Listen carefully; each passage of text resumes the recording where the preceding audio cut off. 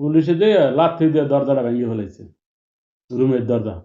আমাকে ওখানে নেওয়ার পরে, পুলিশে নেওয়ার পরে, পুলিশ এত বড় হারামি, লিবিয়ার পুলিশ প্রশাসন এত বড় জানোয়ার, এত জানা ছিল না। আসসালামু আলাইকুম। প্রতিদিনের মতো আজকে ভিডিও নিয়ে হাজির হলাম। মোহাম্মদ মিরাজ, ইতালি থেকে। তো আমার সঙ্গে উপস্থিত আছে আমাদের বাংলাদেশি একটা ভাই। সে আসলে অনেক কষ্ট ফেস করে আছে আর কি। যার হিস্টোরি শুনলে আপনাদের সবারই চোখের পানি চলে আসবে এবং তার সঙ্গে ঘটে যাওয়া বাস্তব কাহিনী তুলে ধরবে। এবং যারা বর্তমানে বাংলাদেশে আছেন, লিবিয়া থেকে গেম দিতে যাচ্ছেন বা আপনি ভিন্ন দেশ থেকে আসতে চাচ্ছেন ইটালিতে অবৈধভাবে, তাদের অনেক উপকারে আসবে ভাই। অনেক কিছু জানতে পারবেন, অনেক কিছু শিখতে পারবেন। তো বেশি কথা না বলে আমরা ভিডিওটা শুরু করি। তো আসসালামু আলাইকুম ভাই। ওয়ালাইকুম সালাম। কেমন আছেন আপনি? আছি আলহামদুলিল্লাহ। তো আপনার পরিবারের সবাই কেমন আছে? পরিবারের সবাই আছে আলহামদুলিল্লাহ, এখন আছে ভালোই। যাক আলহামদুলিল্লাহ। তো ভাই আপনার পরিচয় দিবেন। পরিচয় দেওয়ার পরে যে আপনি বাংলাদেশ থেকে কি, কি স্টেপ বাই স্টেপ বলবেন যে কিভাবে আসলেন, আপনার সঙ্গে যে ঘটে গেল যেসব কাহিনীগুলা সবার উদ্দেশ্যে তুলে ধরবেন আরকি। আসসালামু আলাইকুম। আমি ভাই বাংলাদেশ থেকে দালালে আমাদের অনেক ঘুরাইছে। আমি পাসপোর্ট জমা দেওয়ার পরে প্রায় 2 মাস পর্যন্ত ঘুরাইছে দালালে বাংলাদেশ থেকে? বাংলাদেশ থেকে। হুম, হুম। 2 মাস পর্যন্ত ঘুরানোর পর হঠাৎ একদিন দালাল আমার ফোন দিল যে, রুহুল আমিন, তুমি আজকে 5টার ভিতরে ঢাকায় এয়ারপোর্টে থাকবা। 5টার ভিতরে, যেমন সকাল 10টা বাজে সেই সময় আমার ফোন দিছে, 5টার ভিতরে তুমি এয়ারপোর্টে থাকবা। তো কি করব এখন? আমি একটা কাজে গেছিলাম।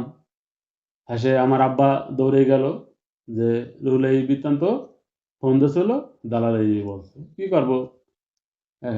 সেখান থেকে বাড়িতে যাইয়া গোসল টোসল কইরা রেডি হইয়া এখন সবাই কই উঠিয়া তাই বাড়ি গুনে বাইরিলাম।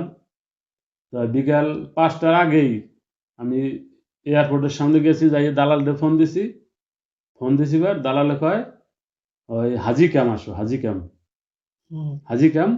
ওইখানে গেছি, যাওয়ার পরে কইছে হাজি ক্যাম্প অমুক বোর্ডিংয়ে গেছি। অমুক বোর্ডিংয়ে যাই দেখি একটা রুমের ভিতরে তাদের দেশি লোক আছে প্রায় 6-7 জন, আর আমি। হ্যাঁ, গেলাম ওই জায়গায়। হ্যাঁ, সে দালালকে বললাম যে, কি আপনি বললেন যে 5টায় এয়ারপোর্টে থাকতে, আজকে ফ্লাইট, তা কি হইলো? হ্যাঁ, সে ওই জায়গায় গেছি বার। হ্যাঁ, সে কয় কি আজকে হবে না, 3 দিন পরে হবে। 3 দিনে বোর্ডিংয়ে রয়েছি। থাকার পরে 3 দিন থাকার পরে এসে হঠাৎ দালালে বলল যে, তোমাদের এই সন্ধ্যা বিকাল 6টা বাজে তোমাদের ফ্লাইট, বিকাল 6টায়। তো গেলাম, টিকিট নিয়ে সব কিছু নিয়ে এয়ারপোর্টের ভিতর ঢুকলাম। ঢুকে আমাদের ফ্লাইট হইলো চেন্নাই। হুম, হুম। চেন্নাইয়ের ফ্লাইট দিল। চেন্নাই গেলাম, এয়ারপোর্টে নামলাম। নামার পরে আমাদের ওই জায়গায় থাকতে হবে হলো, এয়ারপোর্টের ভিতরে থাকতে হবে 23 ঘন্টা। 23 ঘন্টা এয়ারপোর্টের ভিতরে থাকতে ওইখান থেকে আবার ফ্লাইট হবে শ্রীলঙ্কায়। 23 ঘন্টা পরে শ্রীলঙ্কার ফ্লাইটে উঠলাম। শ্রীলঙ্কা যেয়ে নামলাম। নামার পরে ওইখান থেকে আমাদের যে বোর্ডিংয়ে আমাদের উঠাবে, হুম, যে হুম। হোটেলে উঠাবে, হোটেলের লোক গেল একজন, যাই একটা গাড়ি নিয়ে গেল, আমাদের হোটেলে আনলো। হোটেলে আনগা ওই জায়গায় আমাদের খাওন খাওন ঠাউন দিল, খাইলাম। শ্রীলঙ্কায় প্রায় 26 দিন, 26-27 দিন শ্রীলঙ্কায় ছিলাম। তাই আমাদের খাওয়াইতো কি নারকেল তেল দিয়ে। ওই দেশ হলো শ্রীলঙ্কা, হলো নারকেল তেলের পাক খায়, নারকেল তেল খায়। হুম। আমরা তো নারকেল তেলের পাক আমরা খাইতে পারবো না। হঠাৎ একজনে তো খাইতে পারবে না। এখন আমাদের খাওয়ার আমাদের হলো সয়াবিন তেলের। কারণ আমরা যদি হঠাৎ যেয়ে আমাদের দেয় আমাকে কেরাসিন, এই কি আমরা খাইতে পারবো? হুম, হুম। তাই আমাদের দেয় নারকেল তেলের পাক করে আমাকে দিত, আমাদের পার্সেল করে আমাকে খাওয়ানো এনে দিত, কাগজে পেঁচাইয়া দিয়ে যেত। ডিম একদিন দিত, ডিম একদিন দিত মুরগি, এরকম এই দিয়ে মানে পার্সেল করে এনে আমাকে দিয়ে যেত। আমরা ওই দিয়ে খাইতাম। তো কয়দিন 2-3-4-5 দিন খাওয়ার পরে আমরা বলছি, ভাই আমরা তো খাইতে পারি না, তো একে কি হয়েছে? যে ভাই আমরা আমাদের হলো সয়াবিন তেল খাওয়ার হলো আমাদের ই, তাই আমরা এই নারকেল তেলের পাক আমরা খাইতে পারি না। তাতে কি করা যাবে? হ্যাঁ বলছি সয়াবিন যদি কোনো জায়গায় পান তা সয়াবিন তেল আইনে আমাদের পাক করে দিন। হ্যাঁ অনেক দূরে যাইয়া সি বিচ যাইয়া সয়াবিন তেল আনছে আমাদের জন্য। সয়াবিন তেল আইনে পাক করিয়া হ্যাঁ আমাদের দিত। তো ওই জায়গায় রয়েছি 26-27 দিন রয়েছি, ওইভাবেই খাইছি, অনেক কষ্ট করে খাওয়ায় কষ্ট। হুম হুম খাইয়ে নিয়ে যে ফেলো ওইখান থেকে একদিন রাত্রে মেসেজ আইলো আসার পরে, কয় তোমাদের কালকে ভোর 6টা বাজে তোমাদের ফ্লাইট, এয়ারপোর্টে যাবা। তো এই শ্রীলঙ্কা এয়ারপোর্টে গেলাম। তবে 6টায় আমাদের ফ্লাইট হলো দুবাইয়ের বিমানে গেলাম। দুবাই যাওয়ার পরে আমাদের ওই জায়গায় আমাদের থাকতে হবে হলো আবার 6 ঘন্টা। 6 ঘন্টা পর হলো যে দুবাই গনে 6 ঘন্টা পরে হলো মিশর। মিশরের ফ্লাইট। হুম তো 6 ঘন্টা ওই জায়গায় রইলাম। থাকার পরে আমরা একভাবে কি বইয়ে থাকা যায়? এক জায়গায় বইয়ে থাকা সম্ভব? তো এই জায়গায় তারপর রয়েছি। তো এই মিশরের ফ্লাইট হইলো। ফ্লাইট হওয়ার পরে গেলাম মিশর যাইয়া বিমানে করে নামছি পারি, আমাদের সব এক জায়গায় ডেকে আবার দাঁড়া করাইছে লাইন দিয়ে দাঁড়ানো করানোর পরে ওইখানের যে লোক, ওই সব এয়ারপোর্টে তো লোকজন আগে সেট করাই থাকে। হুম হুম তা আমাদের পাসপোর্ট সব নিয়ে গেল। এসে আমরা আবার এক জায়গায় বসলাম, একটা রুমের ভিতর নিয়ে বসাইলো। এসে সবাই পাসপোর্ট আবার প্রায় আধা ঘন্টা পরে সবাই পাসপোর্ট দিয়ে দিল। দেওয়ার পরে এসে আমরা গেলাম উপরে যাইয়া 2 তলার উপরে গেলাম।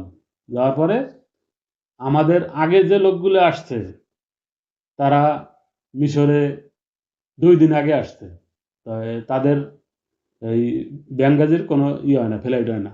কলম্বো হলো এয়ারপোর্টের জায়গার নাম হলো কলম্বো, লিবিয়া। তাদের হয় না। তাই আমরা আসছি ওই জায়গায়। আমরা আসার পরে প্রায় ঘন্টাখানি পরে আমাদের ডাক দেওয়ার পরে আমাদের কয় তোমাদের ফ্লাইট এই কয়টায়।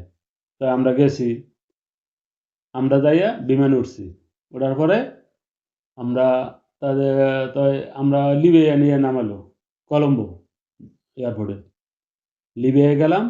তাই আমাদের লিবিয়ার যে দালাল, হুম সেই দালালের গাড়ি আছে, গাড়ি পাঠাইতেছে। এই গাড়িতে আমাদের নিয়ে গেল অনেক দূর, পাহাড়ের লিবিয়ার শহরই তো মরুভূমি, মরুভূমির ভিতর দিয়ে নিয়ে গেল অনেক দূরে। নিয়ে একটা বিল্ডিং এর ভিতর রাখলো, একতলা একটা বিল্ডিং এর ভিতর রাখলো। একটা রুম, এরকম একটা রুমের ভিতরে লোক হবে প্রায় 25-26 জন লোক হবে এক রুমের ভিতরে। তো লিবিয়ায় গেছি পারগনি, আর চোখের ঘুম শেষ, চোখে কোনো ঘুম নাই। লিবিয়ায় রাত্রে কোনো ঘুমান যাবে না। আতঙ্ক। আতঙ্ক, আর আতঙ্ক। রুমে কোনো বাইরে যাবে না, রুমের ভিতর থাকতে হবে। কোনো শব্দ করা যাবে না, কোনো কাজ দেওয়া যাবে না, কিছু করা যাবে না। নিরিবিলি থাকতে হবে। মানে মানে এই রুমে কোনো লোক নাই, বাইরে দিয়ে লোক আসবে কিন্তু রুমে কোনো লোক নাই, এরকম ভাবতে হবে, এরকম ভাবে থাকতে হবে। তা রইলাম ওই জায়গায় বেঙ্গাজি রইলাম প্রায় 20-25 দিন রইলাম ওই জায়গায়। 25-26 দিন রইলাম ওই জায়গায় বেঙ্গাজি। মোটামুটি খাওয়ার পরিবেশ ভালো মোটামুটি ছিল। খাওয়ার পরিবেশ ওই জায়গায় মোটামুটি পরিবেশ ছিল ভালোই। যে দালালের কাছে। হ্যাঁ, ওই জায়গায় আমাদের পাক করেই খাইতে হয়েছে। হুম মানে ওই জায়গার যে দালাল, সে বাজার সদাই করে আইনে দিত, আমরা নিজেরা পাকাই খাইতাম। 2 বেলা পাক করতাম। ওই জায়গায় মোটামুটি খাওয়া ভালোই ছিল। হুম তো ওইখান থেকে 26-27 দিন থাকার পরে ওইখান থেকে আমাদের আনলো একটা গাড়িতে। রাত 10টার সময় আমাদের খবর এলো যে তোমাকেও নিয়ে যাবে তিরিপুলি। তা গাড়ি আসলো, গাড়ি আসার পরে আমাদের 4 জন লোক উঠেইলো গাড়িতে। তো রাত 10টায় গাড়ি উঠছি, গাড়ি ছাড়ছে। সারা রাত গাড়ি চলছে। বাইরে ভাই ওই জায়গায় গাড়ি যে কি চলে, ওই জায়গায় গাড়ি টান দিলেই 150-150-র উপরে গাড়ি চলে। এত চলে গাড়ি, এত ফোর্সের গাড়ি চালায়। তারপরেও সারা রাত একভাবে গাড়ি চলছে। তাই 55টা 56টা চেকপোস্ট, প্রত্যেকটা চেকপোস্ট সেনাবাহিনী, ওই জায়গায় সেনাবাহিনীটা আইলি চেক করে, সেনাবাহিনীতে চেক করে। তাই ওইখান থেকে আসলাম অনেক কষ্টে মষ্টে, সারা রাত চলছে, সারাদিন চলছে, সারাদিন চল গিয়া সন্ধ্যা 7টা বাজে তিরিফুলি আনকে নামাইলো। তা কত দূর বাইরে ভাই চিন্তা করেন, বহুত দূর ভাই। বেঙ্গাজিগনে তিরিফুলি কত দূর। তাই সারা রাত চলছে, সারাদিন চলছে। একটা গাড়ি যেভাবে চলে, একটা গাড়ি 150 180-তে যদি চলে, তাহলে কি কি গতিতে চলে তো চিন্তা করেন। তো ওই জায়গায় আসলাম, আসার পরে একটা রুমের ভিতরে 22 জন লোক, এক রুমের ভিতরে, ছোট্ট একটু রুম, ছোট্ট একটু রুম, 22 জন লোক। তো ওই জায়গায় রইলাম। এখানে কেউ তো ওই জায়গায় পক্ষীর মতো বয়ে থাকতে হয়, কেউ কোনো কথা কইতে পারবে না, ওই জায়গা কোনো মোবাইলে কথা কইতে পারবে না, কোনো সাউন্ড করতে পারবে না। রোডের সাইডে একটা রুম, এত সতর্কভাবে থাকতে হবে ভাই, কি যে আতঙ্কর জায়গা রে বাইরে ভাই, কেউ বিশ্বাস করতে পারবে না যে না আইছে। লিবিয়াটা আতঙ্ক জায়গা, লিবিয়াটা খুব ভয়াবহ জায়গা, লিবিয়া শহর। সরকার তো নাই, এই জন্যই হলো এরকম পরিস্থিতি। ওই জায়গায় পিচ্ছি পিচ্ছি পোলাপান, তাদের কাছে অস্ত্র, এটা বাস্তব। তাদের কাছে অস্ত্র। আমরা বাইরে যাইতে পারবো না, একটু পানি আনতেন নিগে, ওই রুম ম্যানেজার আছে, সে একা বাইরে, তাও রাত্রে, যাতে কেউ না দেখে, চোরের মতো বাইরে যেতে হয়। যাইয়া আমাকে জন্য পানি আনে, পানি আনে, একবেলা খাওয়ান দেয় ওই জায়গায়। প্রথম যেখান থেকে আসলাম ওই জায়গায় 2 বেলা খাওয়ান দিত, আর এই জায়গায় দেয় হলো একবেলা, একবেলা খাওয়ান দেয়। তো একবেলা তাও মানে ভাত, তাও ভাত দেয় একবেলায়। তো এই জায়গায় রইলাম হলো প্রায় 1 মাস, 1 মাস রইলাম। আমি খালি ওধারে দালালরে ফোন দেই যে আমাদের গেম দেন, আমাদের গেম দেন। আমরা আমাদের যেখানে আনকে রাখছে, যে রুম জায়গাটা ভালো না, খুব আতঙ্ক। কিন্তু আস্তে আস্তে আস্তে আস্তে ওই জায়গায় লোক আসলাম, 20 জন 22 জন লোক ছিলাম। কিন্তু লোকগুলো নিতে নিতে নিতে নিতে সবগুলো লোক নিয়ে গেছে ওইখান থেকে। তাই আমাদের 2 জন লোক ওই জায়গায় রাখছে। একজনের বাড়ি হলো মুর্শিদপুর, আমাদের বাড়ি মাদারীপুর। 2 জন লোক রাখছে। রাখার পরে মানে আমাদের আর গেম দেয় না, মানে আমাদের টাকা পয়সা সব নিয়ে গেছে ক্লিয়ার করে, অথচ আমাদের গেম দেয় না, অন্য অন্য লোক গেম দেয়। ওখানে 1 মাস থাকার পরে হঠাৎ একদিন সকালবেলা আমার ছোট ভাই ফোন দিল, ফোন দিয়া কথা বলতাছি, এর ভিতরেই পুলিশে দিয়ে লাথি দিয়ে দরজাটা ভেঙে ফেলাইছে, রুমের দরজা। লাথি দিয়ে দরজাটা ভাঙ্গিয়া ভিতরে ঢুইকা আমাদের মোবাইল, এখন মোবাইল তালাশ করে। আমি মোবাইল করছি কি ঠেলা দিয়ে কম্বলের ভিতর থুয়ে দিছি, কম্বলের ভিতর থুইছি। এখন আমরা যা ছিলাম 2 জন, আর রুম ম্যানেজার একজন, এই 3 জন আমাদের ওই রুমের ভিতর। তো 2 জনের মোবাইল আগে নিয়ে এনেছে আইয়েই, আর আমাদের ঠেলা দিয়ে কম্বলের ভিতর থুইছি। এখন পুলিশে যে কি কইতাছে আর আমি যে কি কইতাছি পুলিশের সাথে, সব তো আমার ছোট ভাই শুনতে আছে। তাই পুলিশ হাতাই কোথাইয়া কম্বল ফিটকে ফিটকে হেলাইয়া মোবাইল নিয়ে গেল। মোবাইল নেওয়ার সাথে হয়তো মোবাইলটা বন্ধ হয়ে গেছে।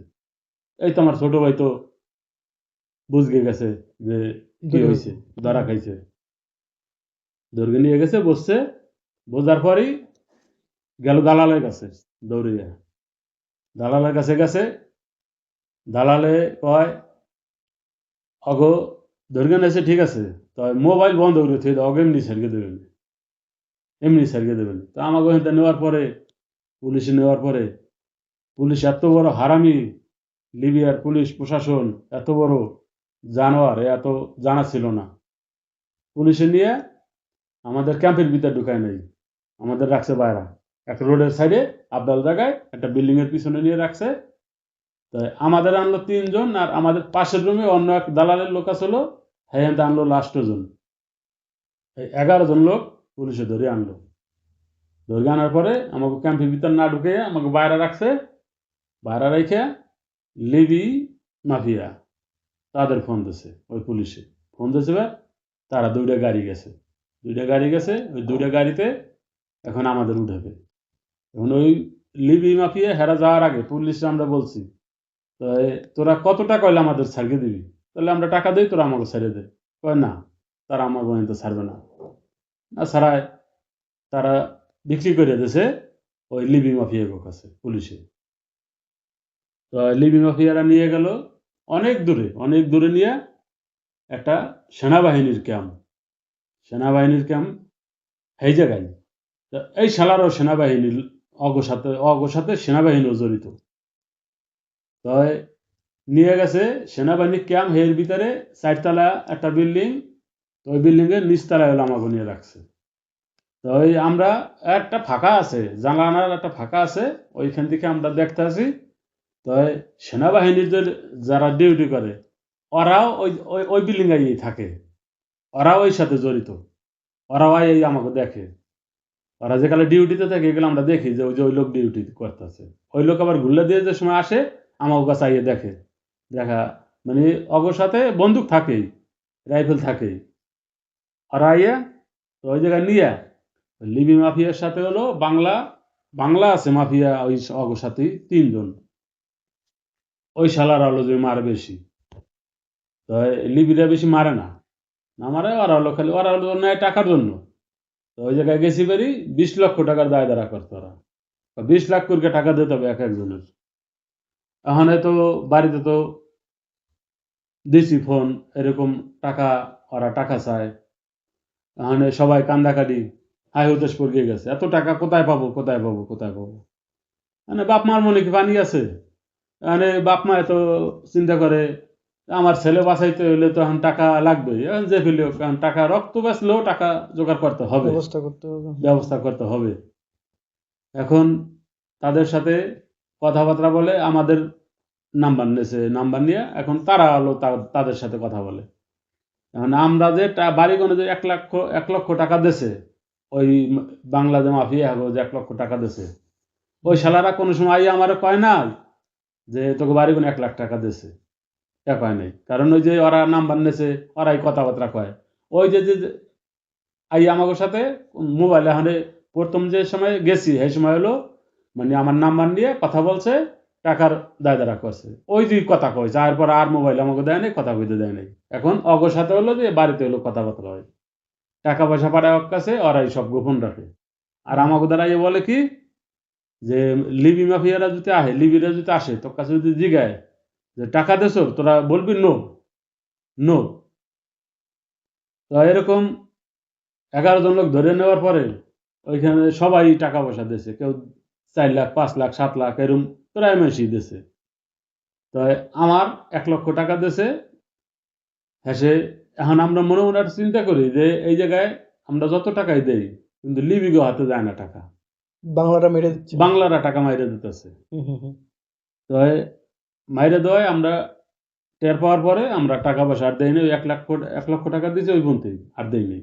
না দেওয়ায় হঠাৎ করে একদিন, যেমন 15 দিন পরে ওই লিবিরা আইয়া আমাকে 2 জনরে নিয়ে গেল, আমারে আর আমার সাথে যে মকসিদপুরের লোক, এই 2জনরে তারা বিক্রি করে দিল। এখন অন্য জায়গায় বিক্রি করে দিল, বাংলা মাফিয়া আছে তার কাছে।